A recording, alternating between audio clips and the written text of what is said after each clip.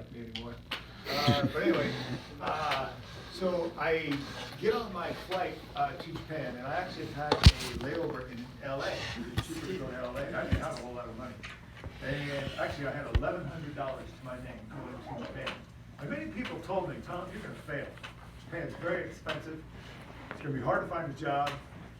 You're going to be back here within 2 weeks. My uncle said that because he's been to Japan many times. He said, I saw a watermelon one time. It was $250 for a watermelon. Was it the square one? Those are the square watermelons. They're gifts. They're special. I told him, I said, oh, friend, I'm not going to eat watermelon then. Anyway, so I go to LA with my $1,100 on my way to Japan. And at the ticket counter, the lady says, I'm sorry, you can't go to Japan on a one-way ticket. What? Why not? Because you have to have a ticket out, because they only give you a 90-day visa, and they want to know that you have a way to get back out before they let you in. Man, how much is that? Let's see, $400. So now I only have $700 to my name. So I bought a ticket. It was actually a pretty good deal, though. For $400, there was a open-ended. I didn't know when I was going to come back, so she said, you have 1 year to decide, when you're going to use it. So that was cool. But anyway, so I go to Japan with $700 to my name. Don't know anybody, and the only word I know is sayonara. Because I read the book sayonara. So you guys knew a lot more than me. And I get to the airport, and it turns out that this was the busiest day of the year in Narita. It was the last day of August. And it was packed. I actually, so I got off the airplane, and literally, I had no idea where I was going to sleep. I had very little money to my name, and I wanted to make this work. I did not want to turn around and fly back home, right? And so in the airport, before you walk through customs and stuff, you get your luggage and all that stuff. And I was talking to people. I'd walk up, see a white person who looked like he knew what he was doing. I said, hi, my name's Tom Beal. I'm coming to Japan. I'm going to be looking for a job. Mind if I ask you some questions? You look like you've lived here and stuff like that. He goes, duh. I said, I don't know anybody in this country. I don't know where to go. Do you have any ideas, anything where I could maybe find a job? He goes, look, here's my business card. If you get in trouble or anything like that, give me a call. Just head towards Tokyo, and whatever, something like that. I forget exactly what he said. I actually talked to 2 people like that, kind of did that. Got my bags, and I walked through customs and out the gate. And it's a madhouse, packed with people, and not many of them look like me. They're all, shorter, black hair, and I've never been to a place like that. It sounds kind of weird, but it was Asia, and I've never been to Asia. I'd only flown on an airplane, actually, with football, I flew a few times, but only domestically, and never been to Asia. So it was very different. I'm walking through this airport, I'm like, I have no idea where I am. I have no idea what to do. So I think I'm just going to find a corner somewhere that's kind of empty. I sit there and wait for everybody to go away and then figure out what I'm going to do. But I'm walking through the airport, and people are yelling, and they're like, they have signs for people and stuff like that. And I'm just kind of looking at everybody, kind of walking through, because they had it cordoned off a little bit. And somebody reaches over the rope thing and starts pulling on my jacket. I was like, and she's going, Tomo-san, Tomo-san. I didn't know who Tomo-san was. What's a Tomo-san? My name is Tomo, so anyway, san. I didn't even know that much. And I said, yeah, it was a girl, so I didn't know who the heck she was. And she said, come here. And she couldn't speak very much English either. And she said, Yoichi. I was like, Yoichi? Hey. So anyway, she turned out to be the sister of Yoichi, who was the kid who came to my house when he was a kid. Now he's an adult, obviously. It's like 15 years later or something like that. And so she was the older sister of this kid who had done, and he never replied to me, but he came to the airport to pick me up. Question. So that was huge. And she said he is driving around outside. He couldn't come in because it was so crowded, there was no parking. So he's just driving around waiting for us to come out. And I was like, wow, okay. So I followed her out and got a ride and stayed at their house for like 3 days or something like that. Yeah, it was kind of cool.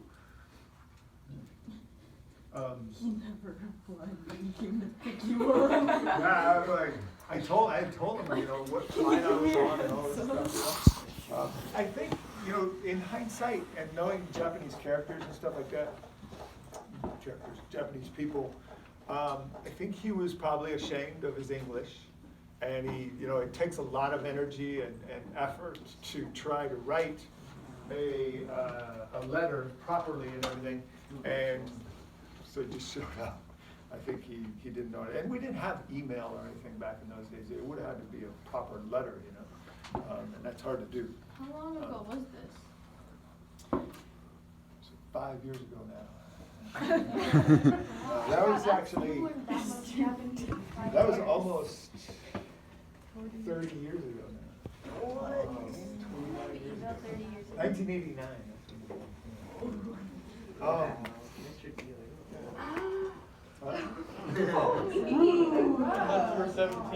Mr. Deal's a third year. Because when you're able, like me, you can kind of you could go back in time. That's what I did. I just kind of went back there, and then now, I'm 27, but 30 years, you can do that fun. So there I was, right? Almost So 30 I years ago, think but I I'm told you about 27. my very first breakfast. But then, here's how I got my job. Did I tell you guys the story? No. All right, so I had read in a book, and I still have this book. This book is a library book that I never returned. So don't tell anybody. Actually, my mom sat on the board of the library. and There's been a robbery. My mom told me I could keep it, so. My mom said it's my book My now. mom's name is written on a plaque on the library. Like, she helped build this library. Anyway. You can take the book. Book I helped build it. It's called Work Your Way Around the World, right? And that's why I was looking at Spain and I was There looking is at. a library system. Yeah, it was due on August 29th, 1989.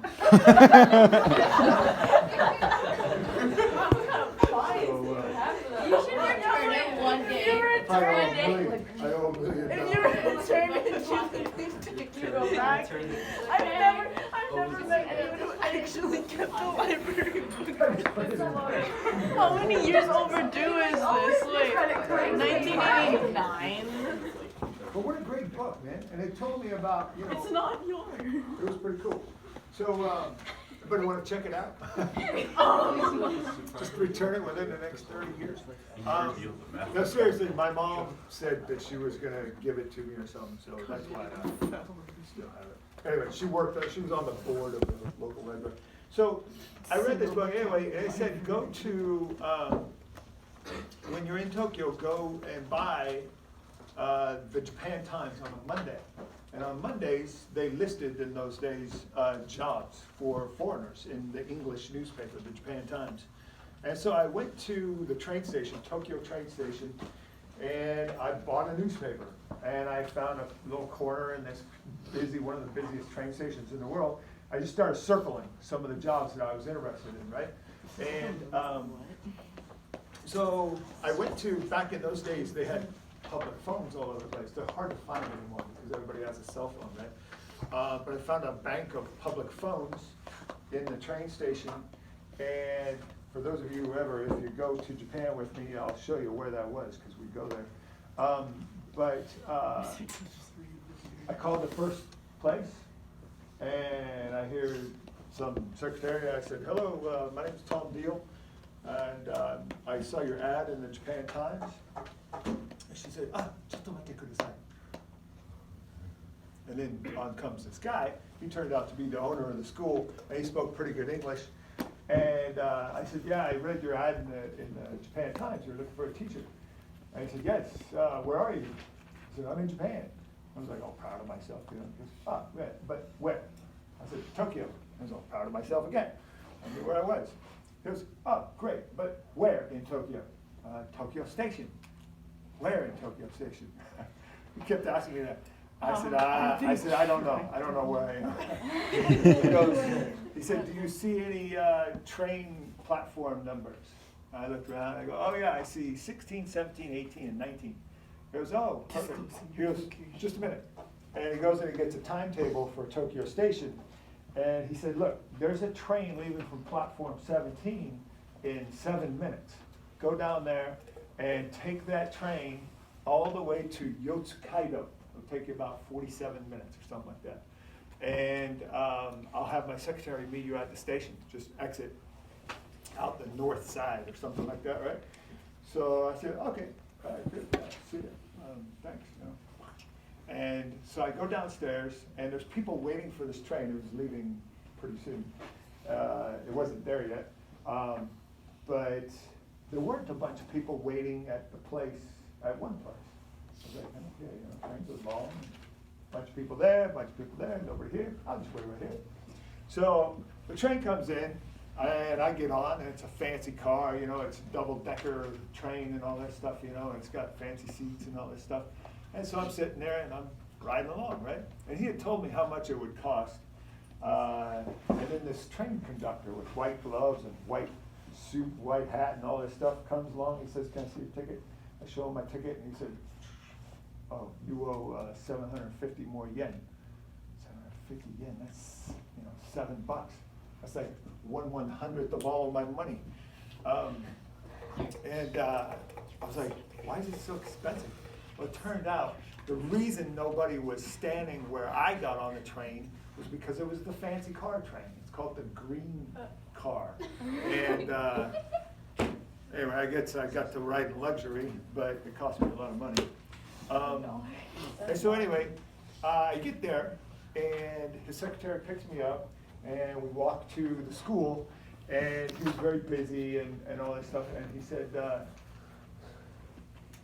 can you start today? He never asked me anything. I mean, I'm in a suit. I got my briefcase with my resume. I'm ready to go, man. I got, like, I deserve this job. He didn't ask me anything.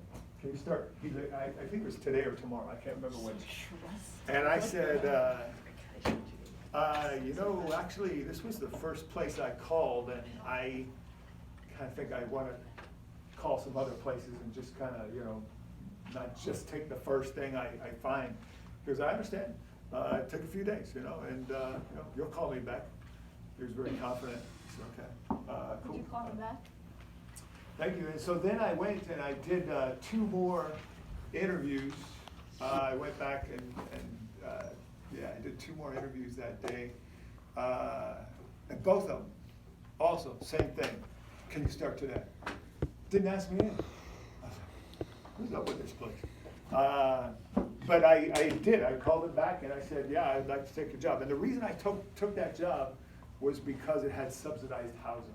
It's very hard for foreigners sometimes in Japan to find housing.